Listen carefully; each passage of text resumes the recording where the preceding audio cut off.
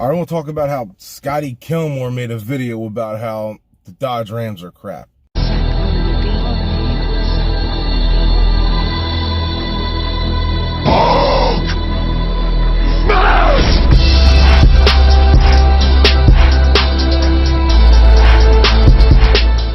I don't get this wrong. This ain't the first time this dude said something bad about Rams. He just don't like Rams in general. And the dude's, you know, makes some, in my opinion, some stupid, you know, just because you have a lot of subscribers and a lot of viewers, you know what I mean? You make a video about how something's crap and, you know, but that's up to you. But before you go and start talking shit on every vehicle you do, because everything this guy does, he talks crap on. It's like, don't do this, this is bad, don't do this. Yeah, I made one video about how say these are the worst mods you could do if you're a Ram. Every other video I've done is try to help everybody because this is a Ram channel. And you know what I mean? The dumbest thing this guy does is, oh, let's, with the friggin' key thing, saying, let's try the key. Start by turning the key and seeing what happens. Stick the key in. Well, the lights come on, so at least we turn the key off, turn the key on. There's power there, but when we turn the key, nothing. That is a door now. So with the key on, let's turn the headlights on, go outside, see what happens. The guy goes and tries the key and it doesn't work, and then he said, let's try this, let's try this. First off, if you turn in the key, the first thing you probably should check is see if it's the starter. That would be your obvious situation, you know what I mean? Don't just go and bust on the vehicle because of the freaking key tags, because look, yeah, I have a Ram. Let me tell you something about my Ram. My Ram has about 75,000 miles on it, 74 or something. It's 5 years old. It's heavily modified. The only problem I have is because I raced the crap out of it. Everything else has been great. The fuel level sensor went, and that went. That's the only other thing that went. Nothing else has broken on my Ram. Never had a problem with the key fob. Never. My truck has sat for weeks at a time because of the battery, and the batteries never had a problem. Starters never had a problem. So the guy, he just wants to go and diss on some stupid shit. Hey, let's take a hammer and hit this, see if it works. Like, come on, man. You get a big hammer, go back under the vehicle, and give it a few whacks. Well, it's not starting, but that doesn't mean it's not the problem. We didn't get lucky on this. A lot of times the starter still has some life left when you whack it with power going to it. The stupid thing will at least start to crank over. In this case, it's not even doing that. So we're gonna have to pull the starter off and then check it in the air to see if it works at all. You know that shit ain't gonna work. You just want to go around and diss on a truck just because you don't like it. You like the friggin' Tacoma, like literally, I mean, any vehicle you have can last 300,000 miles if you drive it right, take care of it right, and do your shit properly. The vehicle he worked on was probably, I'll say, looked like an 09, and it was probably beat. It looks like it was a work truck. It looks, you know what I mean? It could have easily had 200,000+ miles on it, used for work. So probably did a lot of heavy hauling, a lot of abuse to it. And yeah, maybe the starter did go on it, but you know what I mean? It's a starter. It's not the biggest deal. Don't go around talking crap saying the hood prop thing don't work. My hood thing, pop it up, it stays open. I have great hood struts. Never had a problem. Another guy I know with an 03 Ram. The only thing that went on his was his rear. The reason his rear went is because he was towing way more than he should have. And by the way, that Ram has 280,000 miles on it. The engine runs perfectly. Everything works perfectly. He just blew the rear because he towed. He tried to tow something with it for work because he works with me, and I think it was like 15,000 pounds. He was like, yeah, I got to get it for work. And, you know, that's his own fault. He knew it. But don't go talking crap on Rams. You know what I mean? Rams are great trucks. Have you seen, you know what I mean? They put a lot of quality on their interior, a lot of quality on their exterior. Great motors, great transmissions. The old transmissions had problems. A lot of vehicles had problems. You know what I mean? Not every vehicle is going to be perfect. But first off, it's not even called a Dodge anymore. It's called a Ram. Dodge is branded off from their own thing. That year, I think, was the first year of the Ram. You should know that. You just want to come and start talking shit, and you know what I mean? And it going around in the forums, it's kind of made a bunch of other guys, you know. Not more me, because I make YouTube videos, but I don't have 2.5 million subscribers just talking bad about half the stuff you talk about.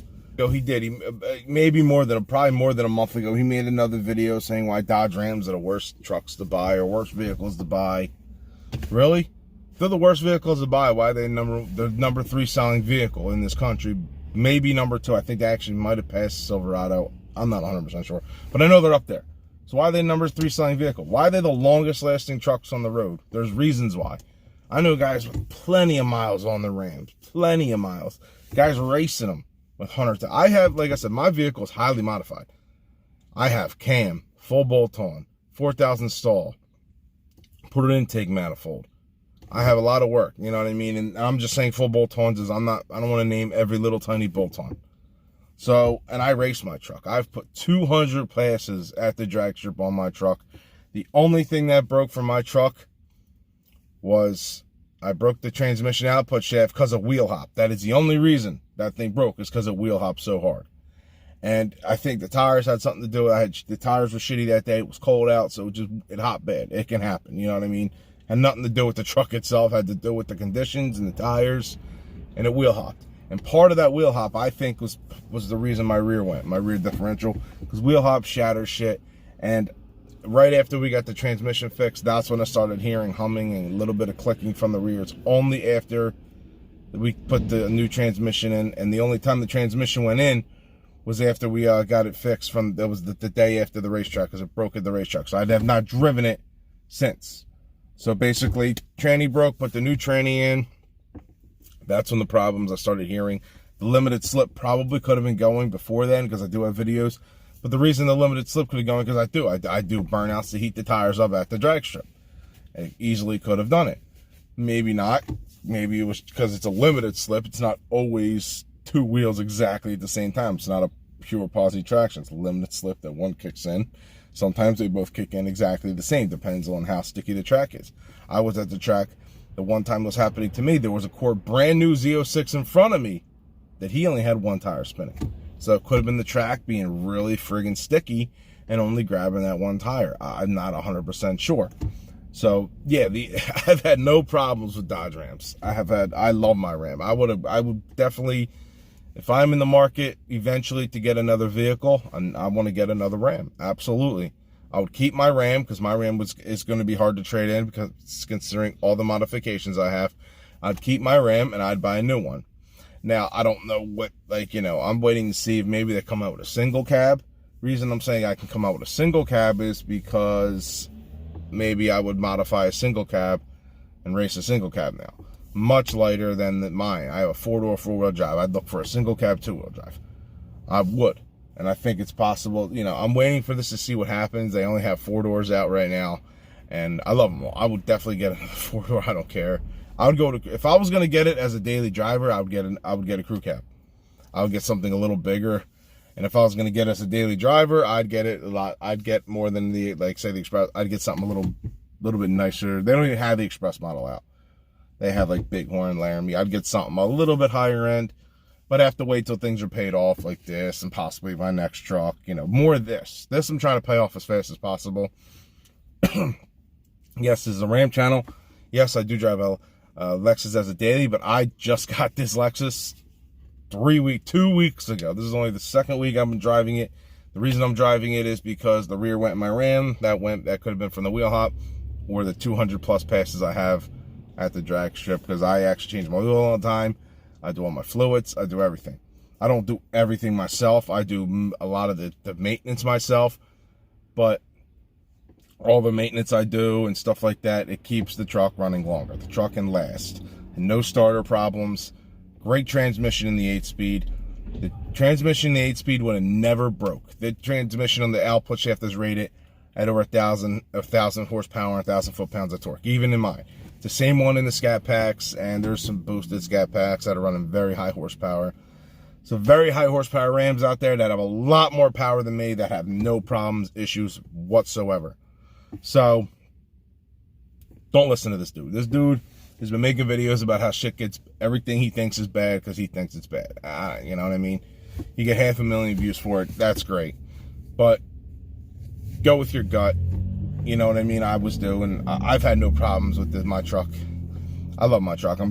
Truck's getting fixed this Saturday, by the way, and then we're gonna be up and running. And I got to do a little break-in period before we get back to the track. But that's what I would say. I would say if you think there's something wrong with it, check it out. This guy just goes and hits it with a hammer just to make a funny video about it and saying Dodge Rams are junk. They're not junk. They're great vehicles, great cars. Even Chevys. I'm not the biggest Chevy and Ford guy, but I respect all their vehicles they make. You know what I mean? I'm not going to make a video about, hey, this car's a piece of shit. No, wouldn't do that. Absolutely not, because that's not who I am. I'm going to help you. My way of his helping you was saying, hey, let me, you know what I mean, to race a lot. Everyone that follows this is a Ram guy. I'm going to help you get better at what you can do. You want to ask me for advice for mods? I always try to answer every comment I can because I try to help people. Not go around just making bullshit up about, you know, whatever, saying the hood strut don't work. The car, it could have been beat. Could have been one beat truck. We don't even know. But you know what it is. Till the next one. Peace out.